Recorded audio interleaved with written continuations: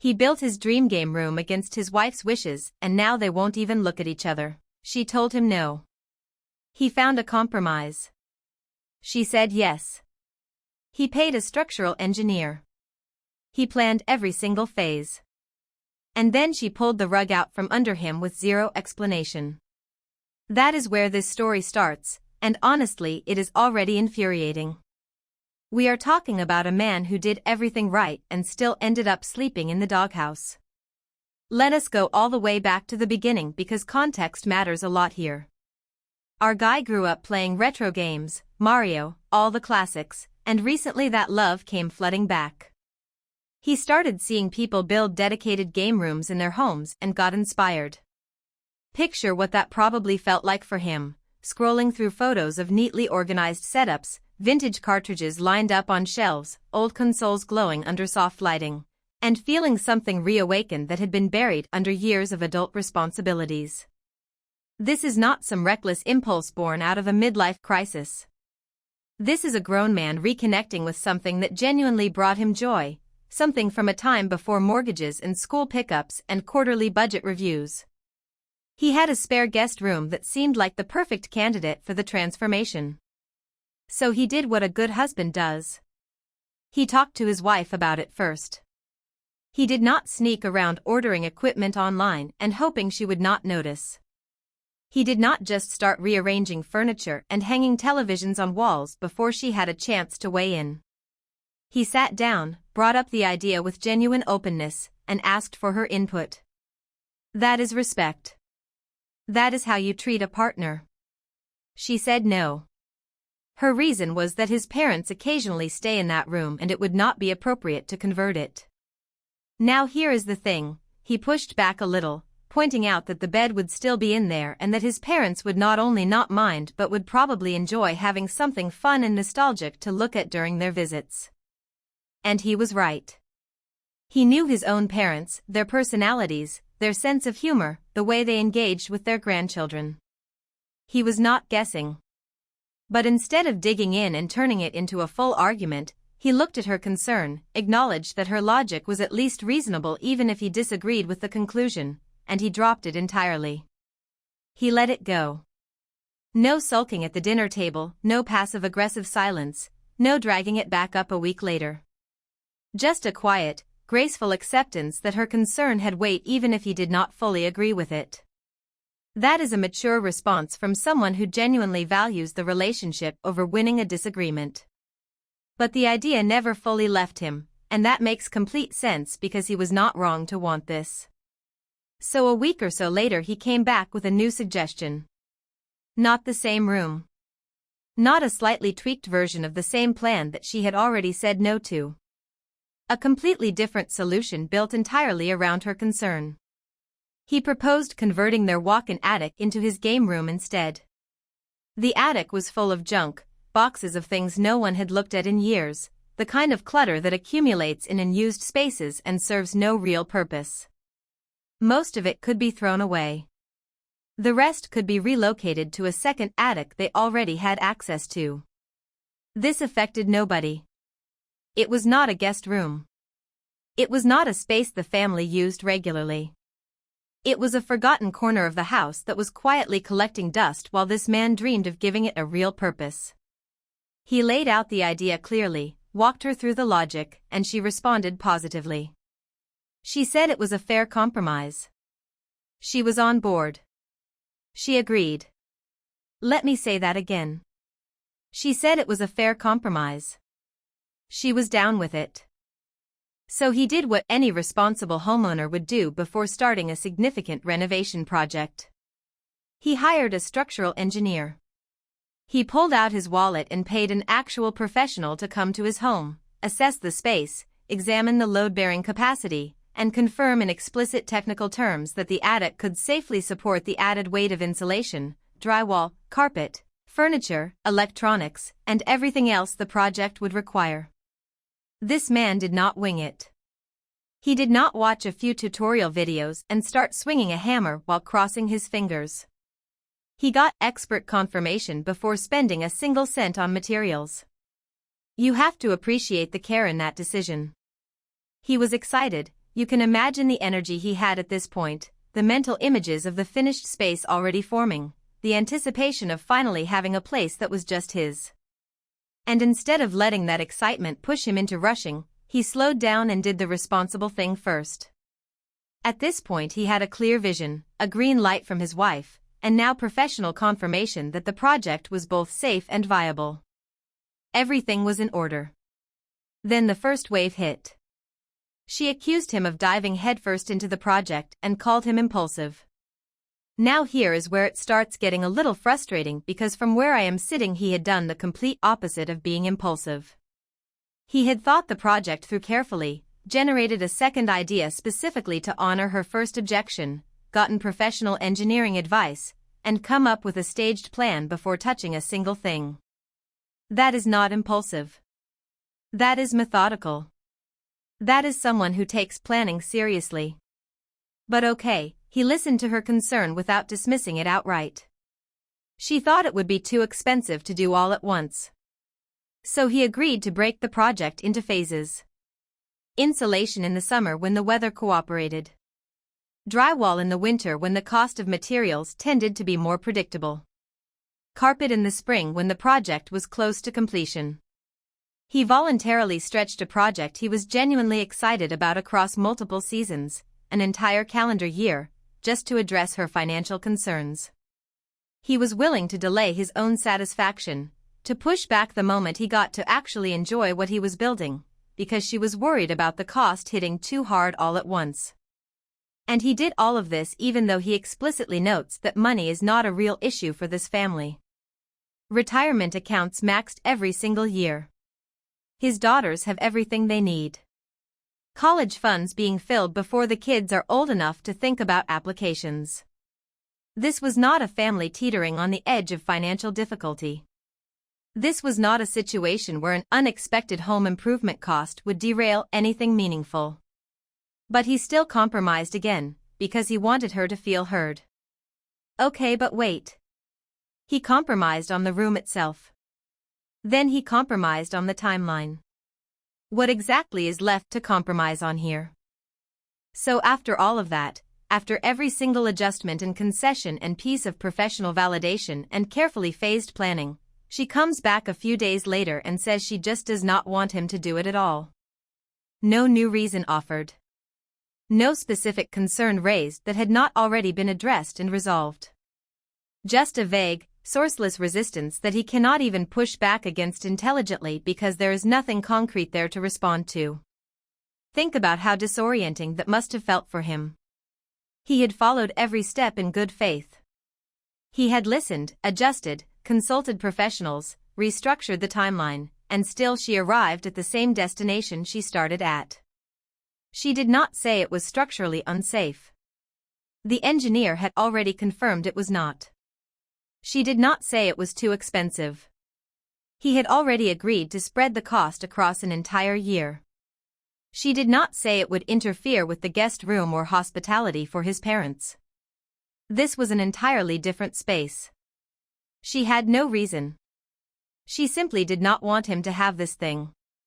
And that is the moment this stops being about a game room and starts being about something much bigger.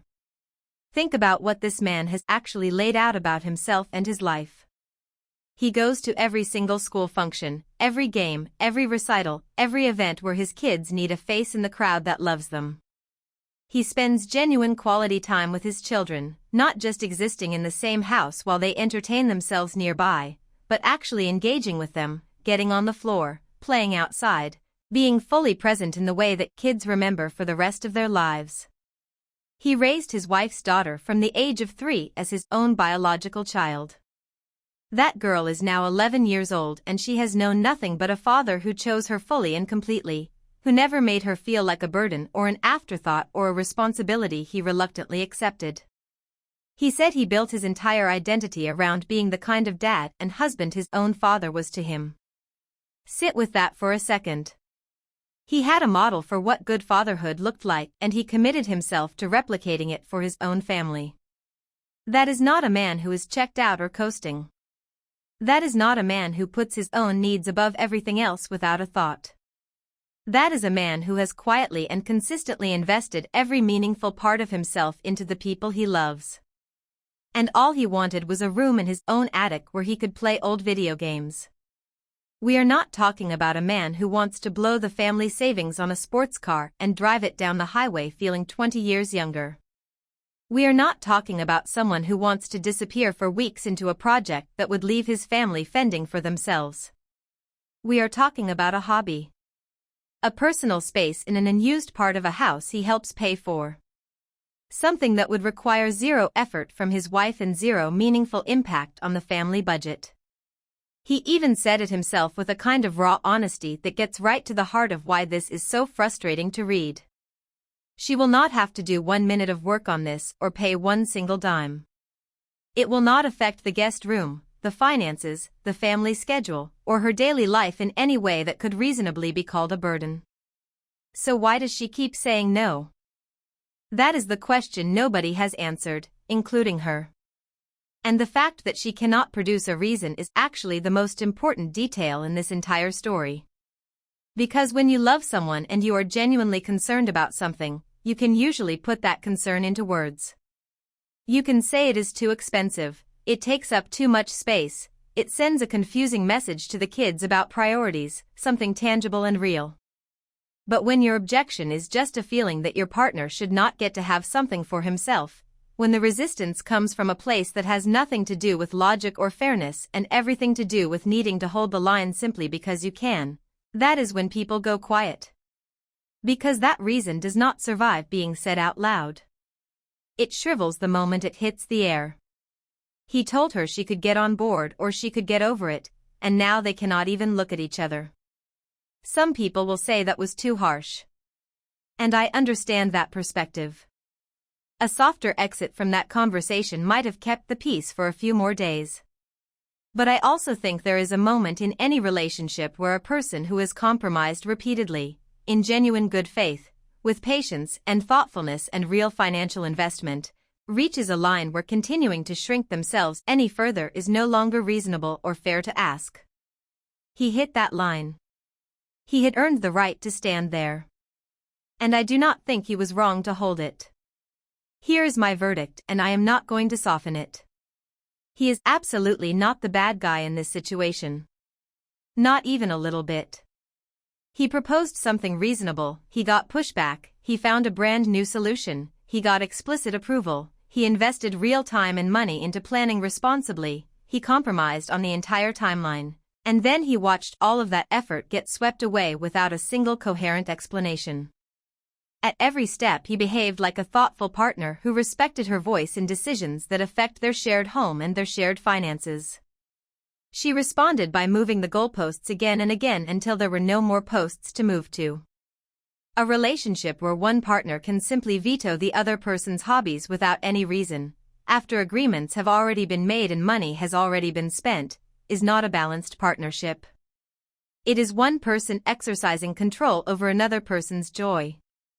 And when you look at everything this man has contributed to this family, the financial stability, the emotional presence, the daily choice to show up fully, the decision to love a child who was not biologically his as completely and unconditionally as if she were, the idea that he cannot have a corner of his own attic for a hobby he loves is genuinely insulting.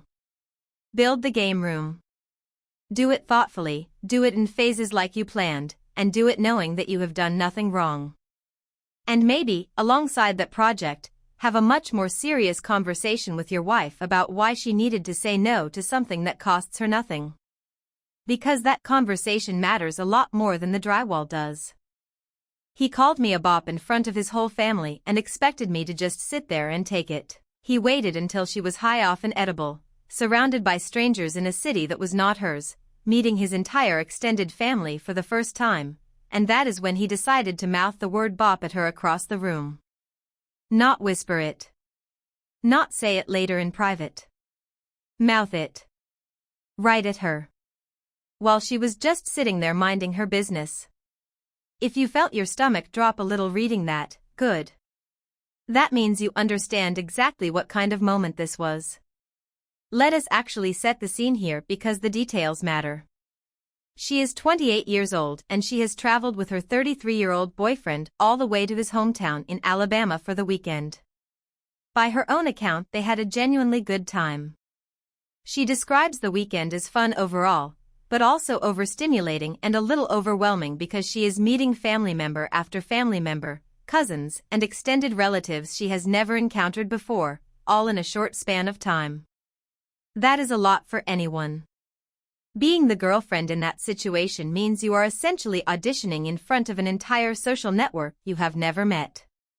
You are trying to be warm, presentable, friendly, and comfortable all at once while also navigating an unfamiliar environment, unfamiliar streets, unfamiliar faces, unfamiliar rhythms of conversation and inside jokes you are not yet part of. You are smiling until your cheeks ache. You are remembering names and nodding along to stories about people you have never heard of.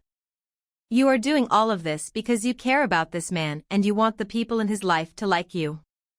It is mentally exhausting even when everything goes perfectly. Then Saturday comes and there is a kickback at his cousin's house. People are drinking, smoking, chilling, playing games. The vibe sounds casual and social, the kind of gathering where music is probably a little too loud and conversations are happening in clusters across every room. She had taken an edible, which means she is in a state where her senses are probably heightened, where the noise and the unfamiliar faces and the social pressure are all landing a little heavier than they would on a regular night. She is not looking to be the most social butterfly in the room, and that is completely normal and completely fine. Not every person at every party needs to be working the room. She found her people, which were his brother's girlfriend and their sister, people she already knew, and she stayed close to them. She was not isolating herself in a corner ignoring everyone. She was not rude, not disengaged, not causing a scene. She was socializing with the people she felt comfortable around, laughing with them, existing in the warmth of familiar company while the larger unfamiliar crowd moved around her. That is not a character flaw. That is a reasonable human being behaving like a reasonable human being at a social event where they do not know most of the guests. Her boyfriend, on the other hand, was getting overly drunk. Her words, overly drunk. Not having a good time, not loosening up a little, but drunk enough that his edges were gone, drunk enough that his judgment had clearly left the building long before he did. Drunk enough that he eventually needed to take a nap and excuse himself from the gathering entirely. And before that nap, before he went to sleep it off in some back room while his girlfriend was still out there navigating his family with grace, he pulled something that I genuinely cannot believe. I genuinely need a second here because what? He mouthed the word bop at her. Across the room. At a party full of his family and friends. Picture that moment from her perspective. She is sitting there, probably mid-conversation, probably holding a drink, feeling the gentle heaviness of the edible settling into her limbs, when she looks up and sees her boyfriend staring at her from across the room. And instead of a smile, instead of a wink, instead of any of the thousand small tender gestures that partners exchange at parties to say I see you and I am glad you are here, she sees his lips form that word. She was sitting there with the people she knew, not doing anything, not talking to strange men, not flirting with anyone, just existing at a party while being high and a little overwhelmed, and her boyfriend looked at her and silently called her a hoe. She thought she was imagining it. She even questioned herself in that moment, wondering if the edible had her seeing things, wondering if she had misread his lips, replaying the shape of his mouth and trying to convince herself it meant something else. That is how disorienting it is when someone you trust does something completely out of nowhere. Your first instinct is not to be angry. It is to doubt yourself. But she had not misread anything. Because later that night when they were back home, lying down together in the quiet after the party, in the dark where there was no noise and no crowd and no plausible deniability left, he said it again. Out loud this time. Clearly. You are such a bop, I cannot bring you around my family and friends. Let that sentence sit for a moment. Feel the weight of it. Not only did he repeat the insult, he escalated it with a verdict. He told her she was the kind of woman who could not be brought around respectable company. To her face. In bed. after she had spent an entire weekend being nothing but respectful and present and patient while navigating an overwhelming social situation in his world, not hers. She had crossed state lines for this man. She had shaken hands and learned names and smiled through hours of social performance in an environment where she was entirely dependent on him to feel safe. She had put in real effort for him and his family, and his summary of her behavior was that she was a bop he could not be seen with. What did she do when he said it? She grabbed a blanket, did not say a word, and walked out. No screaming match. No dramatic confrontation. No tearful demand for an explanation in the middle of the night. Just quiet, dignified removal of herself from a situation that had become degrading. She chose the cold clarity of distance over the hot chaos of reaction. And honestly, that response tells you everything you need to know about who she is. Because a lot of people would have gone nuclear in that moment, and who could blame them? But she chose silence and distance instead of fire, and that kind of composure under that kind of hurt is not nothing. Now she is facing a 10-hour drive back and the weight of everything that happened is sitting on her chest, heavy and unresolved, the kind of weight that makes the miles feel longer and the silence feel louder. And I think part of why she is asking this question, part of why she is wondering if she is the one who did something wrong, is because he made her feel like she had. That is what that word does. It does not just insult you in the moment. It plants a seed of doubt that grows in the quiet afterward. It makes you replay every moment of the night looking for what you might have done to earn that label, every conversation, every laugh, every glance, searching for the thing you must have missed. And when you cannot find anything because there is nothing to find, the confusion is almost worse than the anger. She did not do anything. Let me be as clear as possible about that. She was at a party in a new city, surrounded by people she had never met, staying close to the only people she knew, behaving herself completely, and her boyfriend decided to call her a slut. Twice. Once silently and once out loud with added commentary about how she was an embarrassment to be around. There is no version of that night where his behavior makes sense. There is no missing context that would explain it. He was drunk, insecure about something we cannot fully see, and he took it out on her with one of the most disrespectful things a partner can say. And here is what makes it worse. His second delivery was not the rambling of someone blackout drunk who did not know what they were saying. It was coherent. It was structured. It was a complete sentence with a subject and a predicate and a conclusion. You are such a bop, I cannot bring you around my family and friends. That is not someone too drunk to know what they are doing. That is someone choosing their words and meaning them. She is absolutely not the problem in this story, and I want to be direct about that verdict. She did nothing wrong at that party. She did nothing wrong in the car. She did nothing wrong walking out of that room and refusing to engage further. What she did was protect her dignity in a moment when her partner had made it clear he was not going to protect it for her. That is not being dramatic. That is self-respect. The more important question here is not whether she was wrong to walk out. She was not. The more important question is what this moment tells her about this relationship going forward. Because a 33-year-old man calling his girlfriend a bop, in front of family, at an event where she was already vulnerable and trying her best, and then repeating it more clearly when they were alone, is not a one-time mistake. Mistakes are forgetting to text back. Mistakes are saying something tone-deaf during an argument and immediately catching yourself. This was a deliberate choice made twice, and the second time came with a judgment about her character and her worth as a partner. That requires more than an apology. That requires a real accounting. Walk back into that conversation with your head high, knowing you did nothing to deserve what he said. Hear what he hath to say and watch how he says it. If there is defensiveness, if there is minimizing, if he tells you that you are overreacting or that he was just drunk, pay attention to that.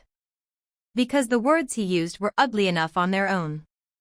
How he handles the aftermath will tell you whether this is someone who made a terrible mistake and knows it, or someone who thinks on some level that he was entitled to say what he said.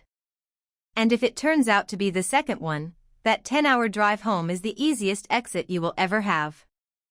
He called me a bop in front of his whole family and expected me to just sit there and take it.